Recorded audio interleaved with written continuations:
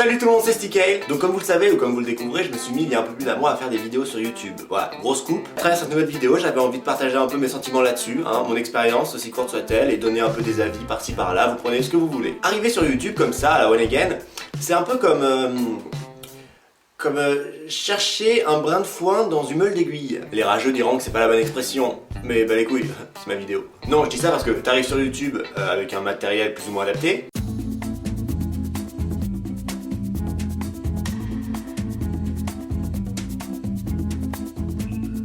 Et donc soit tu te jettes dans le tas d'aiguilles pour chercher ton brin de foin. Donc en gros tu fais ton contenu sans préparation, sans penser aux abonnés qui vont regarder cette vidéo.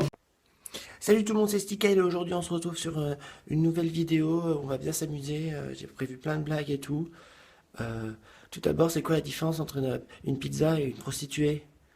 Eh bien, la pizza tu l'as choisie avec ou sans champignons. Voilà, merci à tous, merci beaucoup, voilà, à bientôt, bisous. Et là tu te fais piquer, clairement, ce qui donne des jauges de pouces pas très conviviales. Et en plus ça te donne des commentaires qui ne sont pas vraiment à ton effigie. Donc voilà, là tu te fais piquer jusqu'à ce que t'arrêtes YouTube. Bien qu'il y en a qui s'accrochent quand même, bref. Bon après il y en a qui essayent d'appeler des renforts pour essayer d'enlever les aiguilles, du genre abonne-toi je rends. Abonne-toi je rends s'il te plaît. Abonne-toi je rends. Et en général ces personnes qui disent abonne-toi je rends, tu vas voir leur contenu et tu comprends pourquoi ils font ça. Oui mais non mon petit, ce ne sont que des abonnés intéressés par ton abonnement, pas par tes vidéos. Mais du coup c'est pas trop utile, enfin c'est comme si...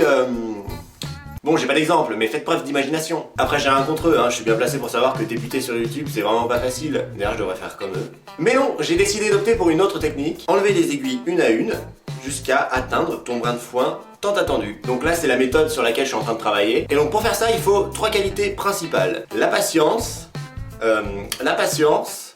et putain, je l'oublie toujours celui-là. La patience. Non mais vraiment, c'est surtout au début que la patience est primordiale. Moi je vois, j'arrive même pas à attendre la fin du temps du micro-ondes avant de sortir le plat. Donc je mange toujours tiède, mais ma patience est intacte. Putain que je bouffe, au pire. Bon bref. Ah non, parce que sans patience t'es foutu, Va pas croire que... Hop là, vidéo ajoutée. Ah, énorme! Ah, que nenni les fratés! Ah non, ça se passe plus comme ça. Hop là, vidéo ajoutée.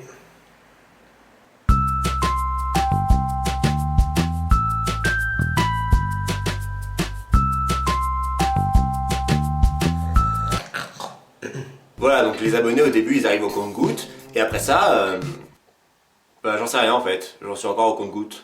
Voilà. Donc quand je vous dis que la patience est primordiale, pour une fois je suis sérieux, profitez-en, c'est très rare. Bon, après la patience te fait clairement pas tout, c'est loin de là, il faut aussi de l'imagination, de l'inspiration quoi. Donc commençons par le commencement, hashtag logique, le nom de la chaîne. Donc voilà, personnellement c'est Stikale, voilà, c'est la vidéo des grosses coupes aujourd'hui. Il est préférable de choisir un nom de chaîne court, concis, facile à se souvenir et à se mettre en tête. Bon, c'est vrai qu'il y a peut-être un petit peu mieux que Stikale, à ce que j'ai pu voir jusqu'à aujourd'hui.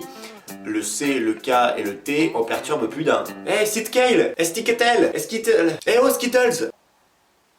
Surtout que si tu tapes Stikale sur YouTube, on te suggestionne stickers, qui n'a absolument rien à voir. Enfin bon, que tu, la vie est cruelle. Bref, donc, mieux vaut éviter un nom du genre XX Mystère du Lac Clément parce que j'ai une mitre dans le rectum et que je suis un BG du 33 XXZ. Donc voilà, on évite ça, même si c'est un nom dont on se souviendra sûrement du coup, mais bon, non. Donc après ça, on essaie de lancer sa chaîne YouTube sur tous les réseaux sociaux possibles, parce qu'on essaie de toucher le plus de monde possible, on fait ce qu'on peut avec ce qu'on a. Puis vient le moment fatidique où il faut faire ta vidéo. Et qui dit vidéo dit idée. Et qui dit idée dit ampoule au-dessus de la tête. Et qui dit ampoule au-dessus de la tête dit cramage de cheveux. Et qui dit cramage de cheveux dit odeur de brûlé. Et qui dit odeur de brûlé dit panique. Et qui dit... Je disais quoi à la base? Ah oui, donc pour trouver tes vidéos, personnellement ce que j'utilise pour l'instant énormément, c'est ce qui m'arrive dans la vie quotidienne, c'est vraiment plus percutant, parce que le vécu c'est la meilleure des expériences. Donc soit vous utilisez tout ce qui vous arrive, ou soit vous inventez ce que vous voulez, libre à vous les fratés. Donc voilà, juste pour vous dire que débuter sur YouTube, c'est pas quelque chose qui se fait en 10 minutes chrono. Essayez de préparer au maximum ce que vous avez en tête et ce que vous avez envie de faire. Voilà, merci d'avoir regardé la vidéo, j'espère que ça vous a plu. N'hésitez pas si c'est le cas à mettre un pouce content et à vous abonner à ma chaîne pour suivre l'arrivée de mes prochaines vidéos. N'hésitez surtout pas à faire un tour sur ma page Facebook et à aller aimer si vous êtes des gens extraordinaires. Et si vous avez des remarques, des commentaires, des conseils, des avis, des mots d'amour, n'hésitez pas à les mettre dans les commentaires, que je les lise et que je vous réponde. Et je voulais aussi faire un petit aparté de fin de vidéo, parce que je vois que les 100 abonnés arrivent à grands pas. Enfin, ils arrivent. Pour les 100 abonnés, j'avais envie de faire une vidéo spéciale 100 abonnés.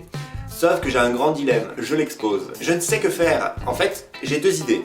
La première, c'est de faire le bêtisier de toutes les scènes que j'ai pu avoir jusqu'à maintenant. Et la deuxième, c'est de faire une foire aux questions. Donc pour que ceux qui ne me connaissent pas, en apprenne un peu plus sur moi. Je trouve ça super convivial et ça me permet de me rapprocher un peu de mes abonnés. Cependant, je me dis que peut-être 100 abonnés c'est peut-être pas assez pour faire une FAQ. Vous voyez, j'ai pas envie de me prendre un vent force 12 en vous demandant oh posez-moi des questions. Non.